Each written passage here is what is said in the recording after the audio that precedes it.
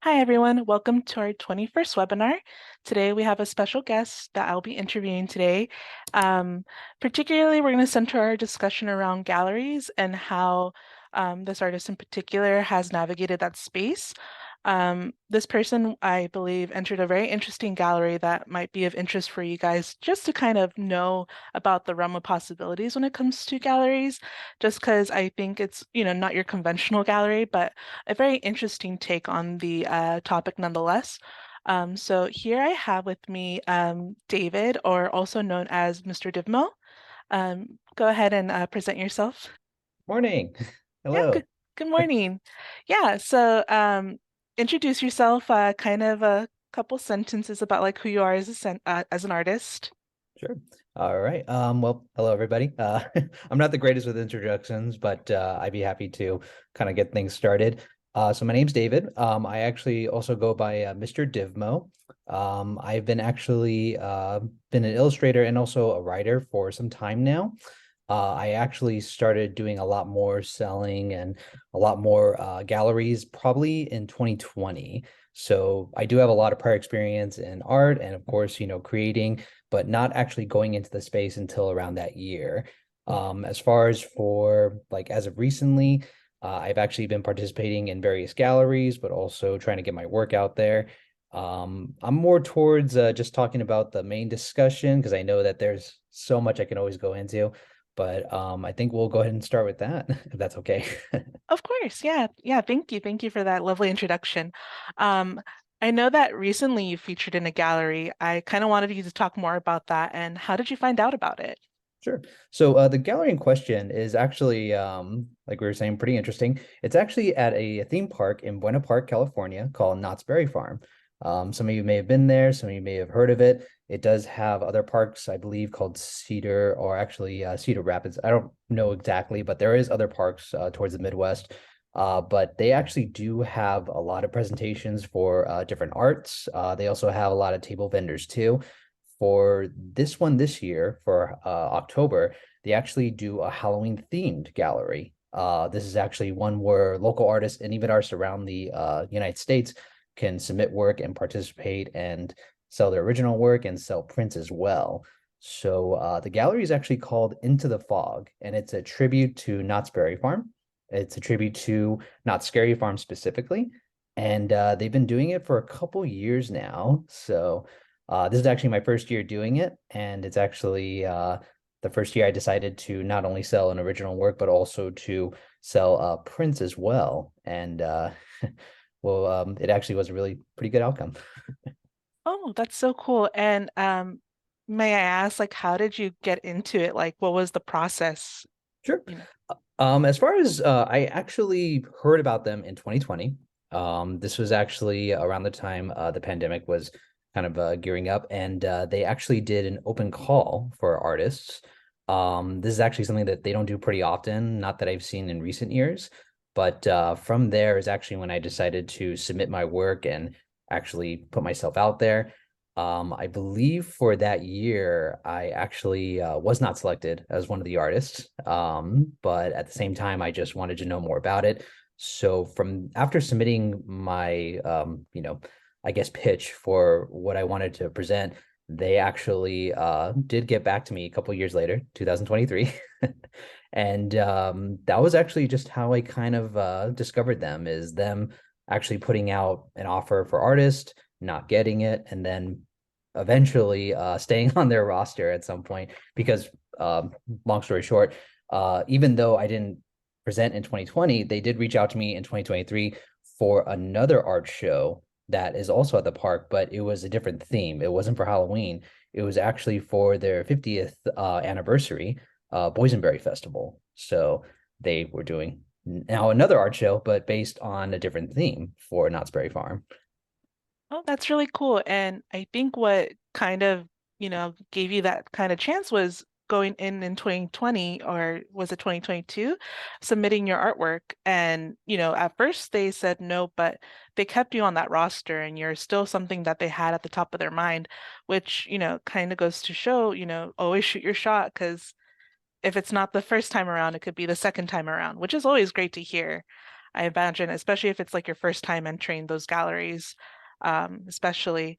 Uh, may I ask, like, what type of items did you sell at the gallery? Sure. Just to reiterate, you're absolutely right. Persistence is key. You definitely want to, get on a list somewhere and, rejection's rejection, but that's okay because you never know what's going to happen down the road. I would definitely say, what I ended up going to sell for, because for this gallery, they let you have two options. You could sell your original work, or you can just have it on display. Most likely, they want you to sell it. You can also sell prints as well too, and from what I understand, you could also sell different merchandise like pins or other type of trinkets too. You can be pretty creative. But for my show, for Into the Fog, I did sell prints. This one particularly printed from Luma Prints. Little picture there. And I actually decided to do an exclusive run of only 10 prints. Mind you, at the time, I just didn't want to have too many out there just for personal sake. I also did include one exclusive print too. And actually, I believe the first 2 weeks of the gallery, they all sold out. Oh, that's so great to hear. And offering one exclusive print out of all the 10 Mhm. that you had is also very interesting. How did that affect the way that people perceived your art, if you don't mind me asking? No problem. So it was really interesting. And, I want to have full transparency on this, especially because it's a very new experience for me. I don't have the biggest following. I don't use paid advertising. I have very much organic growth, more of word of mouth kind of deal. So a lot of people don't really know my work. And when I decided to present in this gallery at Knott's Berry Farm, very different demographic. I've never, really sold in that capacity. They actually would start reaching out to my social after purchasing my work, saying, I really loved your print. It's a really good quality. I'm really happy I got one before they sold out. And it was really strange because that was the first time I realized that a lot of people were excited about it, but also excited that they got one before it sold out. And that's where I started realizing it's like, well, there's other artists that will put out like 90 prints or they'll put out a lot more. And that exclusive part is gone for sure. But a lot of it was also the fact that they reached out to me saying, "Are you going to make more?" And it was kind of a weird, like, "Oh, now you want more because there are none out there." And again, it's me just trying to embrace that and kind of run with it, if you will. And yeah, that's what my experience has been so far. There's a lot more details to that.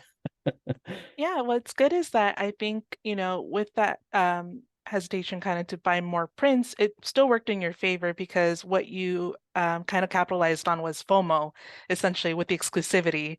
So I think that was kind of a smart play in there, especially if you're trying to test the waters on some things that you feel like are uncharted for yourself as an artist. The exclusive run was, I think, a very interesting choice and one that I don't hear often because sometimes we'll say print a lot so you don't worry about selling out. But if you create a bit of a, buzz that, oh, there's only a few left, I better get it before it's sold out, then I could see how that could play in anyone's favor, really. Um, I guess talking a little bit more about expectations going into it, what else were you kind of expecting from this gallery showing? Sure. So one thing about the show and what I was saying too is again in 2023, this is actually back in April when they had the Boysenberry Festival. It's something that they do year round. They're celebrating their 50th year. And that's when they actually did the first show I did with them was based on doing a type of design for the 50th anniversary. So I sold an original. It sold really quickly. I didn't sell any prints though, and that was kind of my first introduction to be like, maybe I can sell prints. Maybe this couldn't work out if I give it a shot. And when I was selling it, my expectation was that it wasn't going to sell. I mean, nobody knows who I am.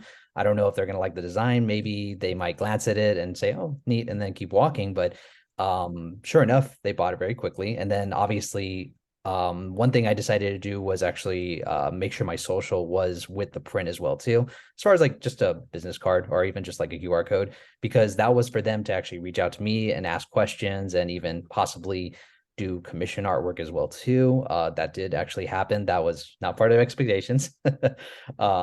But the other part too of my expectations was seeing that my work was being presented at a theme park. I actually thought that there was going to be a lot more advertising on the theme park's end, but that wasn't the case. A lot of people actually didn't know about the gallery until they got there. And they're like, oh, there's an actual full on gallery in one of the stores by a lot of artists that are themed about October, Not Scary Farm, Halloween stuff. How do we not know about this? And it's like, well, that's not what they advertise. Actually, a big thing about that gallery, how it actually got out to a lot of people was through a lot of bloggers, travel bloggers, I believe. Influencers is also out there too. That's actually how I found out about if my work was selling or if it was being photographed. And I was like, oh, well, that's how I found out about it. Again, not part of the expectations, but now I know. Oh, that's so interesting. It's kind of sad that Knott's didn't advertise it because it seems like a very interesting collaborative thing with local artists. I mean, had I known about it, for example, earlier on, I probably would have attended just to also check out the art there. Because people, I guess, don't have that expectation that people go for art, but you'd be surprised, honestly. And I think it adds a bit more to the community, if anything, and helps with brand as well for Knot. So it's kind of sad that they didn't advertise it as heavily as they wanted to, but it's good that at least influencers and other people are out there sharing the word. That's correct. Yeah. Mhm. Uh, I guess now that you've shown at Knott's Berry Farm and you've had that experience, has there been any other places that you've shown at? Sure. So as I was saying a little bit more about myself too, been drawing for a long time, but never really selling or putting my stuff in galleries. That was never something I wanted to do. I decided to do it more as a hobby. It definitely was that for a long time. And then around 2020, of course, pandemic hit, a lot more free time happened, whether we liked it or not. And that's when I really started thinking about, well, I've been drawing for years, and maybe if I just put it out there, maybe somebody will want it. So in 2020, I actually started submitting my work more to different galleries. Got a lot of no's, but got a couple yeses, but something that, again, I didn't really expect to get. Some of the yeses were actually from online galleries. So not sure how many people have actually participated in a virtual gallery. That's been a big thing now, especially during the pandemic. But they basically have like almost like an immersive meta feel where you get to walk around a certain like virtual gallery, see different works. And actually that's how it's presented. The first place I actually submitted my work to was called Mosaic Philanthropy. They actually are relatively unknown, especially during 2020, but they've slowly started to gain a little bit more of a following. They actually focus, as the name says, philanthropy. They focus on a lot of social issues as well too. Some that I would actually see as maybe I can make artwork for, or maybe I can write for. And that's something that was actually a combination of my writing and my artwork. And some of it was actually put into their e-zine. So it's like a digital magazine. And that's actually from where it was put in the digital magazine along with the virtual gallery. And from there, I've actually been putting my work in not just virtual, but also into physical galleries too, mostly on the smaller end. One example is actually a little gallery show that they did in an arcade. If any of you all remember those, they actually had, I think it's in Fullerton, California. It was Lost Levels, and they basically just had like a little setup for artwork that's focused on video games. So I actually did one focused on old school cabinet art, and that's just one of the shows. And sure enough, yeah, it's only been, I mean, now it's 2023, so it's not too long, but mostly theme park galleries, online galleries, and of course, just some of the smaller venues too. Uh, to be honest, though, again, transparency, I haven't put myself out there to more of doing larger galleries. That's on me, though, but that's something that I'm working towards eventually. It's just a matter of how soon I can do it.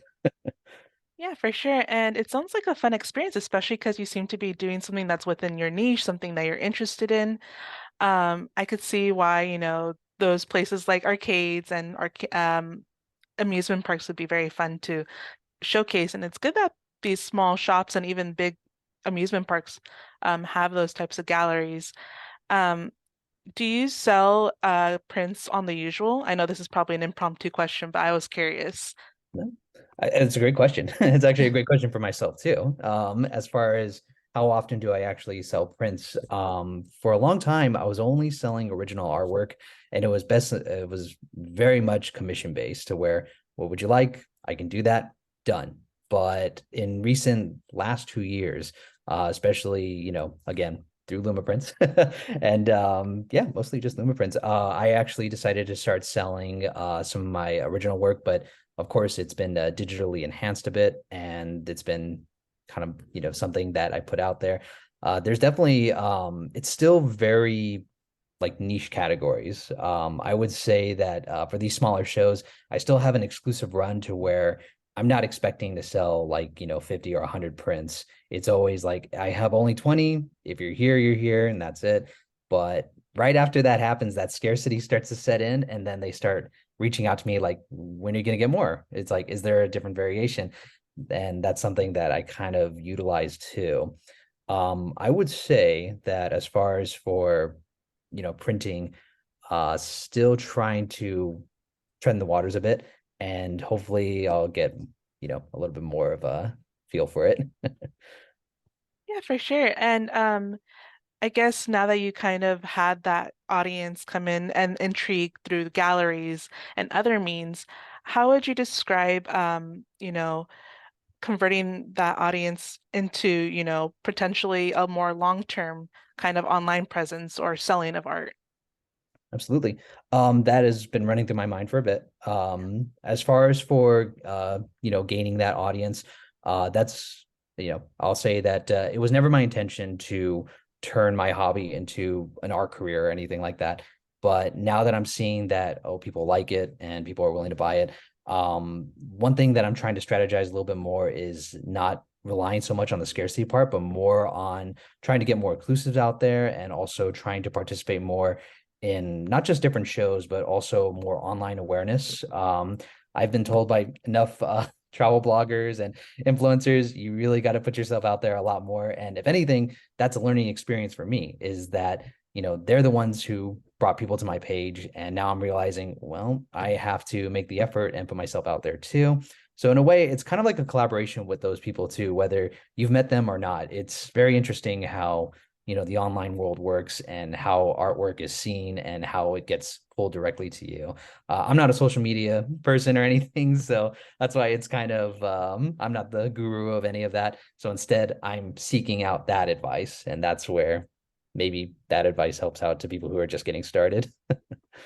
No, yeah, like what you talked about today, especially your experiences, even as someone who, just started making prints, it's still very helpful to kind of hear, the feedback you received from other people and just to see how successful these galleries were for you. Even if it's a small batch run, it helps, in the long run for a lot of these, especially if you want to make it into a career or something you want to profit off of.